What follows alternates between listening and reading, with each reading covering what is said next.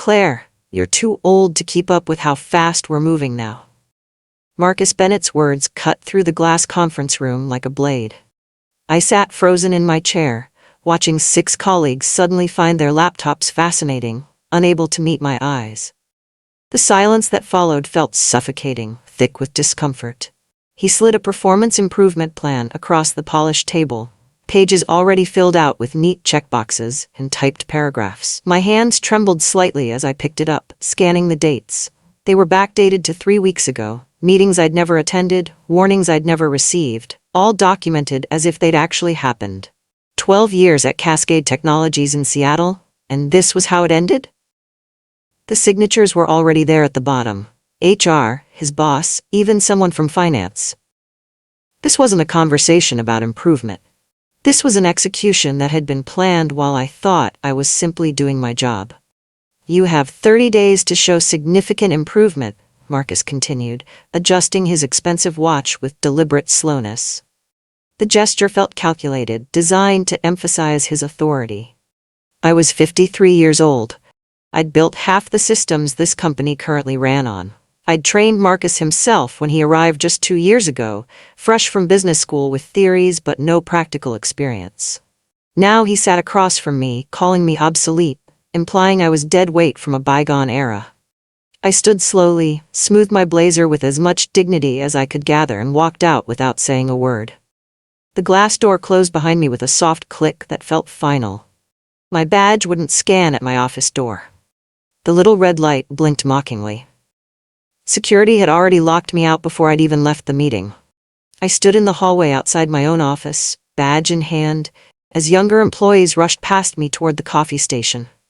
My system access was completely gone. My email, dead when I tried checking on my phone. The files I'd spent years carefully organizing, the client relationships I'd nurtured, the projects I was currently managing, all suddenly inaccessible as if I'd never existed. But standing there, humiliated and locked out, Marcus had made one critical mistake that would eventually unravel everything. He'd forgotten who Claire Whitman actually was beneath the surface. I wasn't just some compliance manager coasting toward retirement, collecting a paycheck while contributing nothing of value. I was the person executives called when they needed impossible problems solved quietly and efficiently. When the Johnson contract nearly collapsed 3 years ago over regulatory disputes, threatening millions in revenue, who salvaged it? Me. When the data breach happened 18 months ago and everyone panicked about legal exposure, who contained it and managed communications? Me.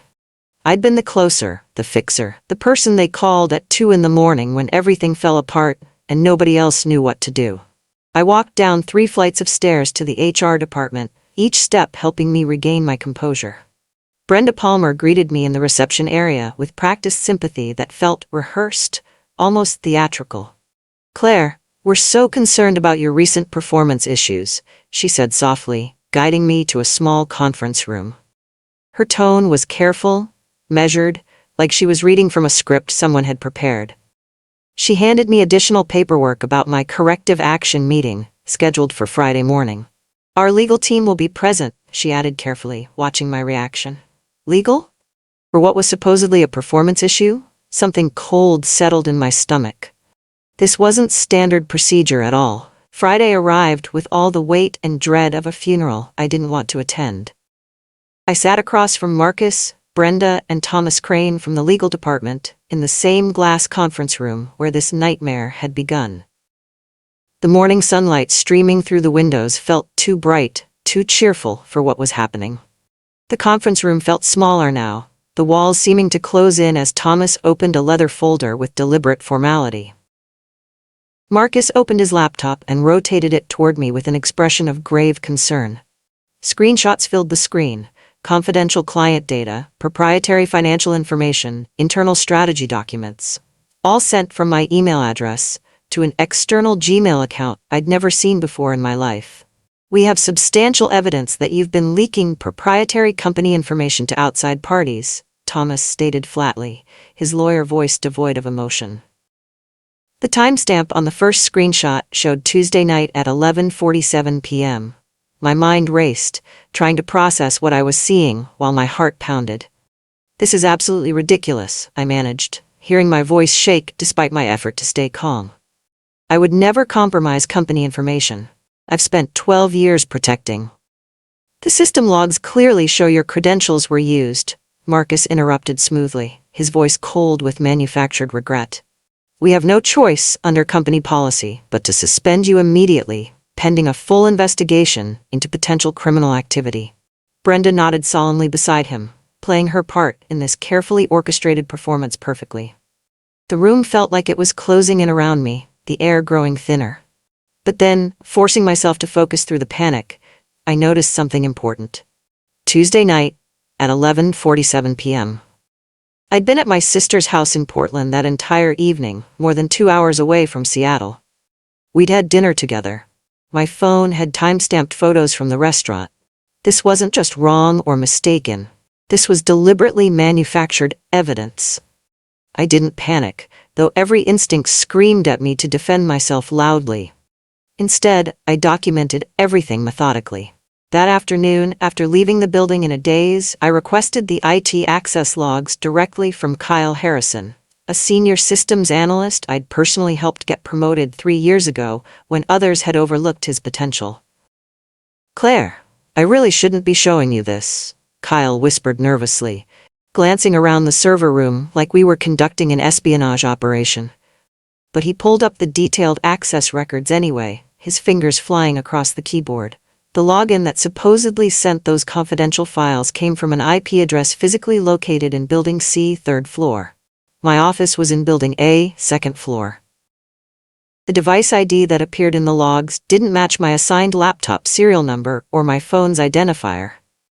"This definitely wasn't you," Kyle confirmed quietly, pointing at the screen with a pen. "Someone accessed the system using your stolen credentials from a completely different location. Probably cloned your login somehow." I quickly photographed the screen with my personal phone, making sure every detail was visible and clear. "Kyle, can you send me the complete audit trail? Everything from the past 6 months?" He hesitated for a long moment, understanding the risk he was taking.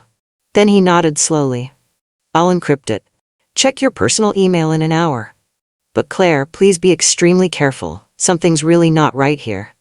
This feels orchestrated." That night at home in my quiet apartment, I opened the filing cabinet in my spare bedroom that doubled as a home office. Inside were 12 years of meticulous documentation. Meeting notes written in my careful handwriting, email printouts organized by project and date, project timelines tracking my contributions. What had started as simple self-protection, a habit of documenting my work, now looked like something much more valuable and potentially powerful. It looked like leverage that could change everything. I spent the entire weekend spreading files across my dining table like a detective building a complex case against a criminal enterprise. Version histories showing my substantial contributions mysteriously erased from final reports. Meeting minutes where my strategic recommendations were initially ignored, then weeks later presented as Marcus's innovative ideas.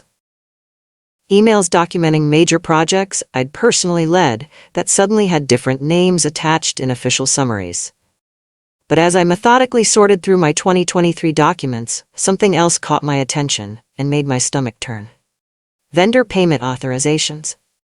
I'd been routinely copied on as part of my compliance oversight role. Payments to a company called Strategic Solutions Consulting had started appearing about 8 months ago. The amounts were small initially, $15,000 for vague advisory services, then $30,000 the next month, then $85,000.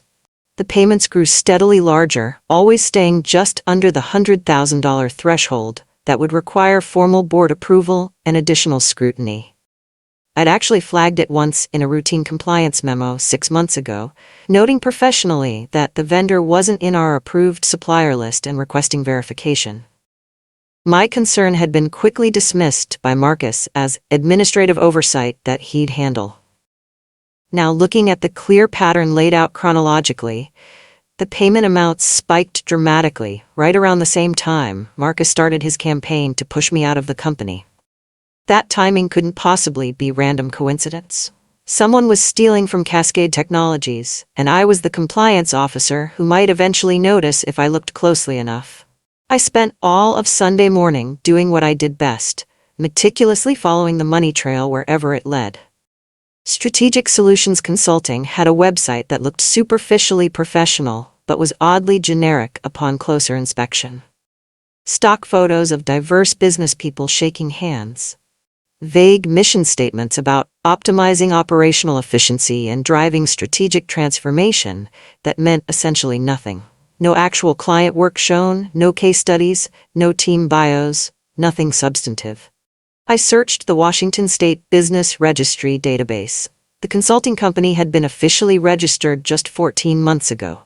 The business address listed was a residential property in the suburbs outside Seattle, not an office building. I pulled up the county property assessor's website and carefully typed in the registered address, barely breathing as the page loaded. My coffee went completely cold in my hands as I stared at the screen. The property owner listed in public records was Marcus Bennett. The consulting company that had been billing Cascade Technologies for hundreds of thousands of dollars over the past months was registered directly to my director's personal home address. This wasn't just about forcing out an older employee who supposedly couldn't keep up with the pace of modern business. This was systematic fraud and embezzlement. Marcus wasn't pushing me out because I was genuinely underperforming or couldn't adapt to new technologies. He was desperately pushing me out because I was the compliance manager who might eventually notice what he was doing, who might ask uncomfortable questions about these payments. The truth was, I'd already noticed the irregularity. I just hadn't fully realized why it mattered so much until this exact moment. Everything suddenly made terrible, crystal clear sense. Monday morning, I arrived at the Cascade Technologies campus with entirely new clarity about my situation. I wasn't underperforming. I wasn't too old to keep up with digital transformation. I was dangerously inconvenient to someone committing crimes. Marcus desperately needed me gone before I asked too many detailed questions about those vendor payments or dug deeper into the financial irregularities. My security badge still didn't work at the main entrance, so I waited somewhat awkwardly in the marble lobby for Brenda from HR. She arrived at 8:15, clearly startled and uncomfortable to see me standing there. "Claire, you're on administrative leave pending the investigation," she started. "I understand, but I need access for just 1 hour to finalize some personal files before the investigation proceeds," I said as calmly as I could manage. "Just basic cleanup." She reluctantly escorted me upstairs, hovering nervously nearby as I logged into a shared terminal in a common workspace area. I had maybe 45 minutes before Marcus typically arrived at the office. I pulled up the vendor payment records I still had limited access to, downloading everything I could reach to a secure USB drive. Contract files, email authorization chains, detailed payment schedules showing the escalating amounts. Then suddenly, without warning, my screen went completely black. "What just happened?" Brenda asked, sounding genuinely concerned and confused. The system had been remotely locked by someone with administrator access. I glanced at the clock on the wall, 8:52 a.m. Marcus had apparently arrived unusually early today. My personal phone buzzed insistently in my pocket with an urgent text message from Kyle. "Emergency. Files are being systematically deleted right now. Audit logs, payment records, everything from the last year. Mass purge happening this very moment." I stood calmly and walked deliberately toward the elevator, Brenda trailing behind me asking questions I didn't bother answering anymore. In my car with the doors locked, I immediately called Kyle on his personal cell. "How much did you manage to save before they started the purge?" he asked urgently, his voice tight with stress. "Enough to clearly see the pattern and establish the timeline," I replied, checking my USB drive, "but not everything I needed to prove the full scope." I grabbed the complete audit logs about 10 minutes before they started systematically purging them from the backup servers, Kyle said quietly. "Claire, I could seriously lose my job for doing this. They'll know someone accessed these files. Forward everything to my personal email address immediately. Then, delete any trace that you access those specific files. Can you do that?" There was a long, heavy pause where I could hear him breathing. They're terrified of you. You know that, right? This level of panic means you're really on to something big. I did know that now. At home, my personal email pinged with Kyle's encrypted file transfer notification. Gigabytes of data downloaded slowly. Every login attempt, every file access, every deleted record, every system modification for the past 18 months. It was all meticulously documented there. The purge itself was powerful evidence of consciousness of guilt, showing they knew they'd done something wrong. That same afternoon, my phone rang with an unfamiliar number. Cascade's legal department. Thomas Crane's assistant, her voice crisp and professional. Miss Whitman, we need you to return all company property immediately. Your laptop, mobile phone, and security badge. A courier will arrive at your residence at precisely 4 p.m. to collect them. They wanted physical control of my devices, which meant they wanted complete control of the narrative about what had happened. Instead of waiting passively for their courier to arrive, I drove directly to downtown Seattle and walked into the professional offices of Patricia Nguyen, an experienced employment attorney a former colleague had enthusiastically recommended to me several years ago. I'd never actually thought I would need her services. Patricia listened with intense focus as I systematically laid out everything. The blatant age discrimination, the manufactured evidence designed to frame me, the suspicious vendor payments clearly connected to Marcus, the systematic deletion of incriminating records. When I finally finished, she leaned back thoughtfully in her leather chair and asked one deceptively simple question. Did he actually say it out loud? The comment about your age? Yes. In a glass conference room, 6 witnesses present. And you have documented proof of the fraudulent payment records connecting him personally to the fake vendor? Yes, plus the complete audit logs showing the deliberate cover-up and evidence destruction. Patricia smiled, but it wasn't warm or friendly. It was the cold, calculating smile of an experienced attorney who'd just been handed a winning case on a silver platter. Clear? They've made this remarkably easy for us, but we need to be extremely strategic about timing. If we move too aggressively too fast, they'll circle the corporate wagons and bury whatever evidence remains. What would you recommend as our approach? Keep your head down. Look defeated and broken. Let them think they've completely won and you're going away quietly. Meanwhile, we methodically build an absolutely airtight case they can't possibly defend against. It felt like chess, not justice. But I was rapidly learning how to play the game. There's one more thing I need to show you, I said, pulling out my personal phone. I played a recording from that initial glass conference room meeting. My voice, shaky but clear. I don't understand this at all. My performance reviews have consistently been excellent for years. Marcus's response, sharp and dismissive. This really isn't about your past performance, Claire. It's about whether you can keep pace going forward. We need people who can move at digital speed, not. He'd paused, searching carefully for the right words while everyone watched. Not people stuck in legacy thinking from another era. You're from a different generation. You understand. 6 witnesses had heard those exact words, and I'd recorded every syllable. Patricia's eyes absolutely lit up with professional excitement. That's textbook age discrimination. This just became a very expensive problem for Cascade Technologies. When do we take action? I asked, eager to move forward. Not yet, she cautioned firmly. You mentioned ongoing system access issues. Have you been actively job hunting? I nodded. I applied to 3 promising positions just last week. Perfect. Secure your exit strategy first. New job, steady income, stable foundation. Then we systematically expose everything. And if they actually fire you before you voluntarily leave, that's even better legally. We can add retaliation claims on top of the discrimination. It felt calculating and cold, like chess rather than pursuing justice. But I was learning the complex rules of a game I'd never wanted to play. Over the following weeks, I became a ghost at Cascade Technologies, practically invisible. My security badge was quietly reactivated with carefully limited access. Marcus needed the appearance of legitimacy for his performance improvement plan documentation. I arrived precisely on time each morning, completed only my specifically assigned tasks, and spoke only when absolutely necessary. I smiled politely when appropriate. I didn't argue or push back. I looked thoroughly defeated, broken. Marcus seemed genuinely pleased with my apparent resignation to my fate. At my scheduled 2-week review meeting, he made an elaborate show of concern that felt rehearsed. "Claire, I'm just not seeing the significant improvement we clearly discussed and documented." I nodded meekly, accepting his assessment without protest. Meanwhile, behind the scenes, I applied strategically to 7 carefully selected positions across Seattle. 3 companies requested interviews within just a few days. 1 company, Tahoma Systems, moved with impressive speed. Their chief operations officer, Helena Ward, had worked directly with me years ago on a complex joint project.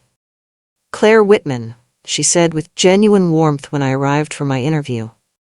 "I was absolutely thrilled to see your application come through. We've desperately needed someone with your specific expertise and experience." The interview felt less like an interrogation and more like old respected colleagues catching up over coffee. Helena knew my real professional reputation, not Marcus's carefully manufactured false narrative. By Friday afternoon, I had a formal offer letter. Better title, significantly better pay, start date in exactly 3 weeks. My exit strategy was secured. Day 23 of my supposed performance improvement plan. Marcus called a mandatory department meeting in the large conference room. "I want to address some serious project delays that are affecting our entire division," he announced formally, pulling up a detailed presentation on the large screen. My stomach dropped as I recognized what was coming. The screen displayed the Hartley Integration Project, my project, which I'd managed flawlessly for 8 months until my system access was suddenly restricted. "Due to significant oversight failures and missed deadlines," Marcus continued, clicking methodically to a chart showing problems and delays, "this absolutely critical project is now 6 weeks behind schedule and at risk of total failure." Every single delay he highlighted had occurred after I'd been locked out of the necessary systems. But the slides prominently showed my name as project lead, making it appear I was personally responsible. He was publicly scapegoating me for failures that were entirely his own doing. Several colleagues who knew the actual truth looked visibly uncomfortable, shifting in their seats. But predictably, no one spoke up to correct the false narrative. As the meeting finally ended and people filed out quietly, a woman I barely knew, Keisha Moore, a contractor working on the Hartley project, deliberately lingered near my desk. She glanced around nervously, making sure no one was watching closely. "That presentation wasn't fair at all," she whispered urgently. "None of those problems were actually your fault." "I know the truth," I replied quietly. "He specifically made me change the project status reports," she said, her voice barely audible now. "He had me backdate documents to make it look like you missed critical deadlines. I kept copies of everything."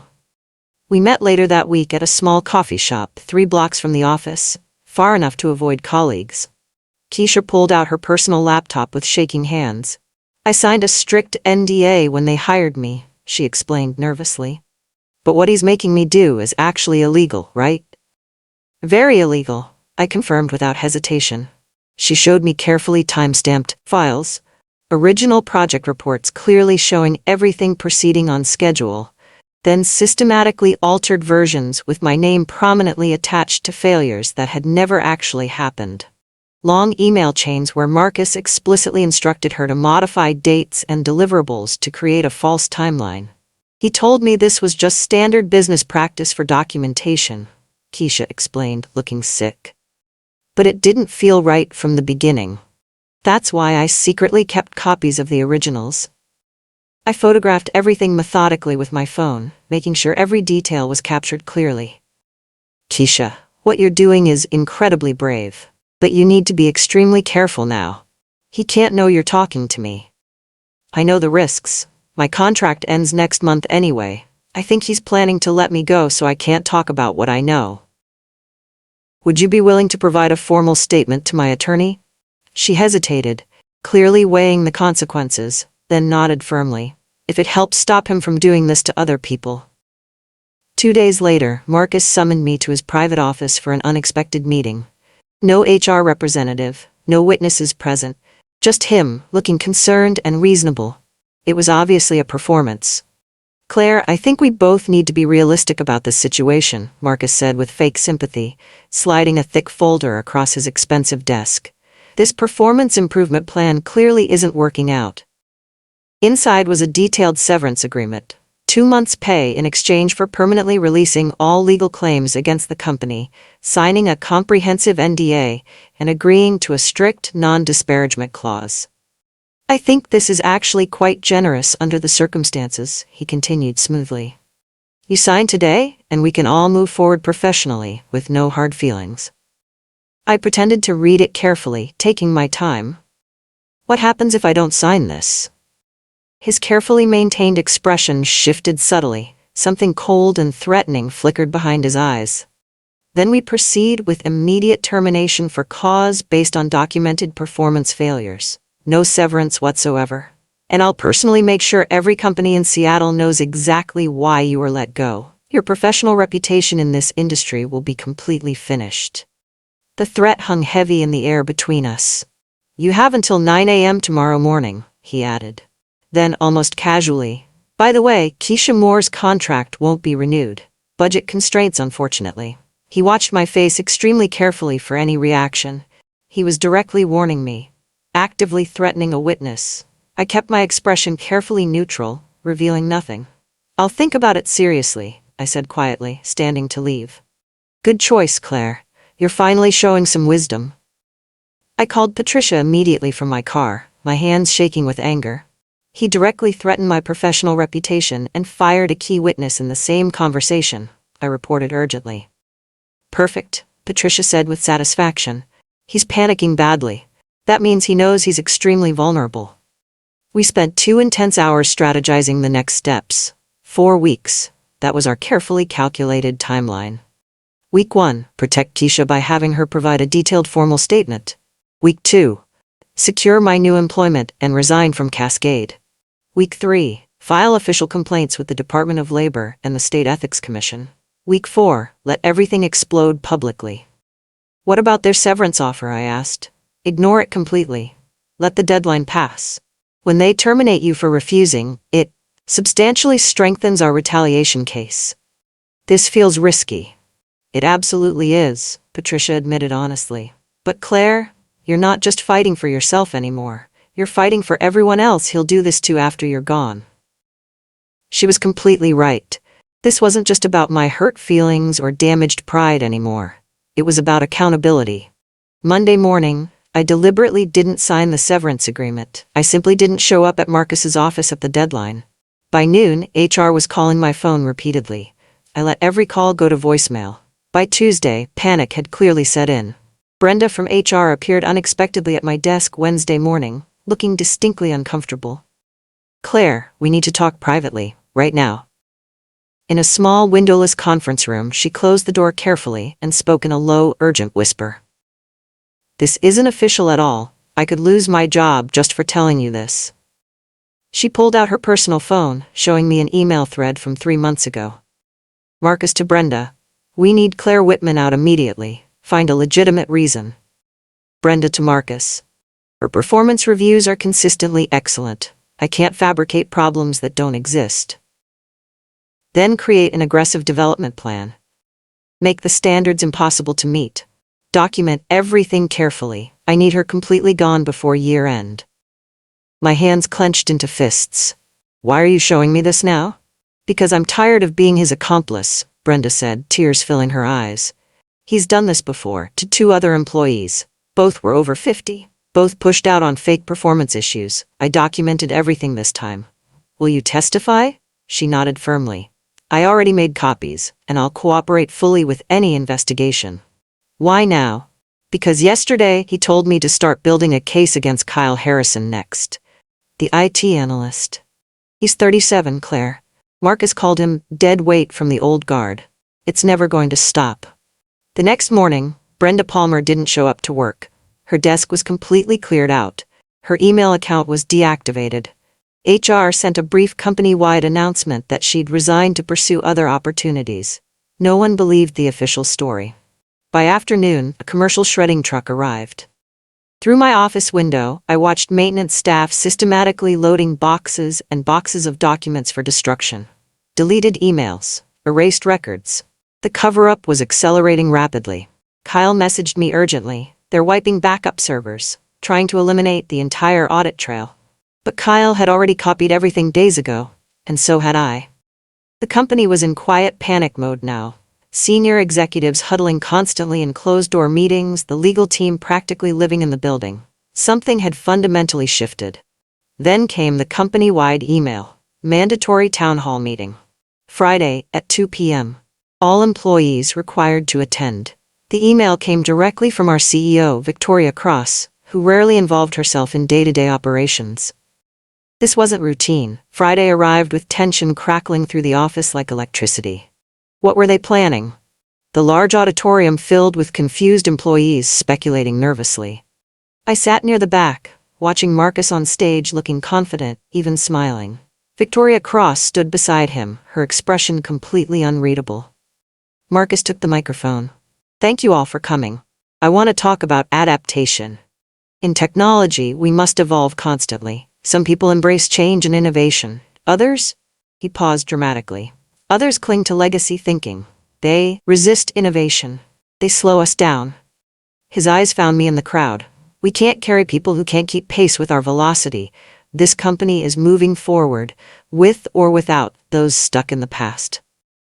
Applause scattered through the room, mostly from younger staff who didn't understand what they were cheering for. I felt my face flush with humiliation.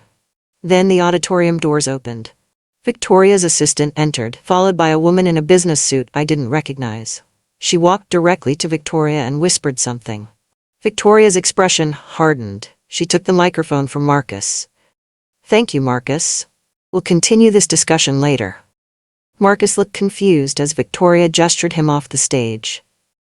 I've just been informed that an external audit of our vendor relationships and compliance procedures will begin immediately, Victoria announced.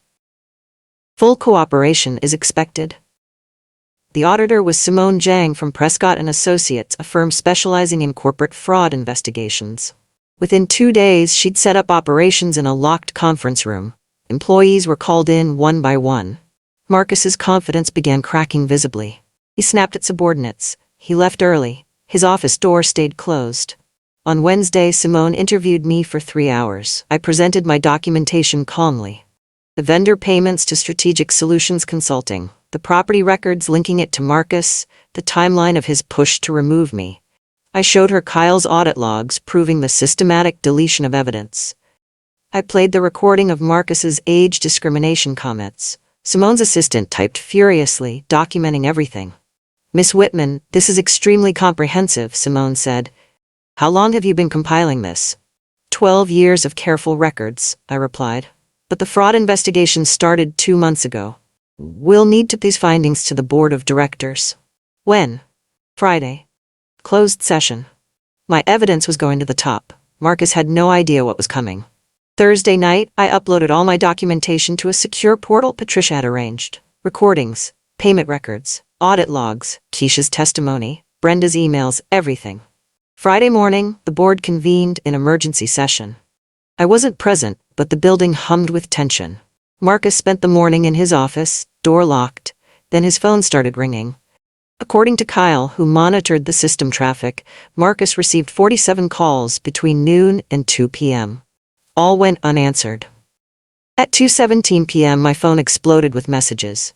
First from Marcus, we need to talk, immediately, please. Then Claire, there's been a misunderstanding, call me. Then, I can explain everything, don't do anything rash.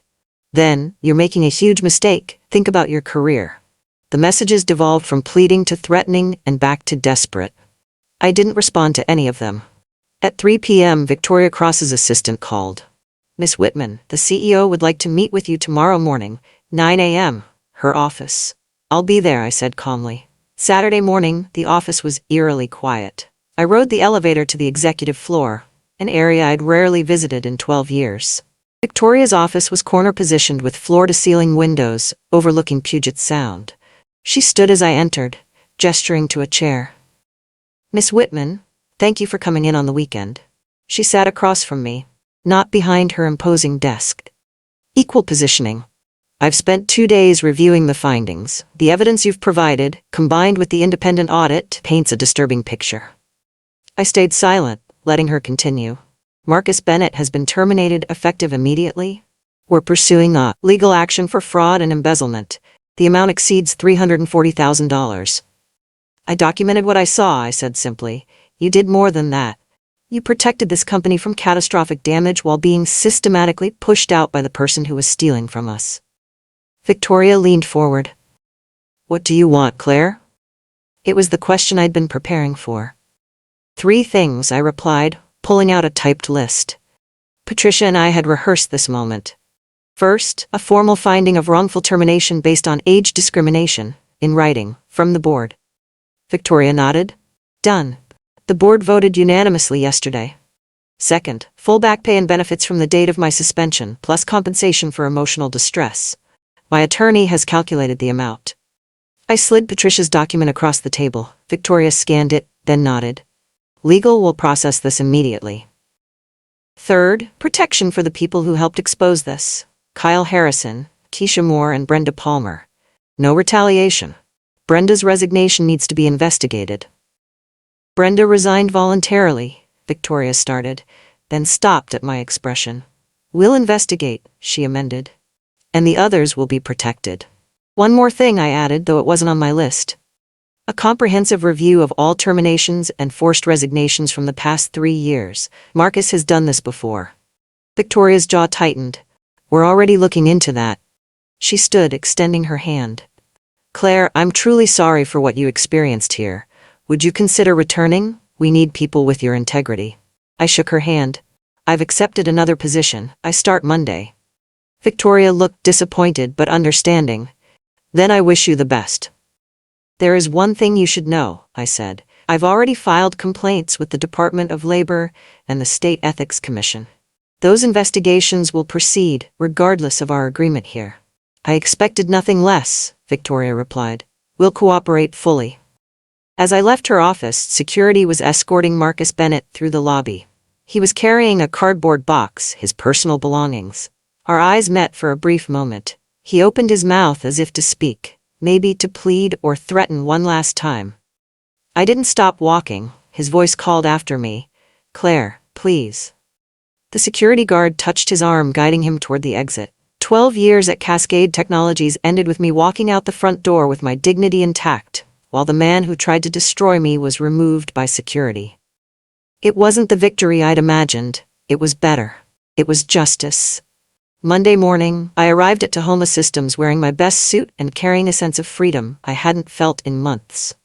Helena Ward greeted me personally in the lobby. Welcome to your first day, Claire. We're thrilled to have you. My new office had windows. My computer access worked immediately. My email signature already showed my title, Senior Director of Strategic Operations. No backdated performance plans. No manufactured evidence. No one calling me too old to keep up. At lunch, Helena stopped by.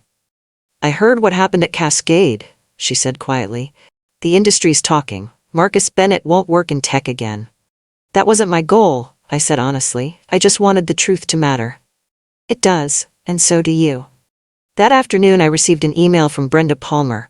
She'd been reinstated at Cascade with back pay and a promotion.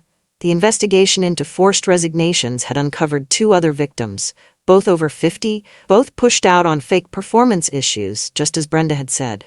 Both were receiving settlements.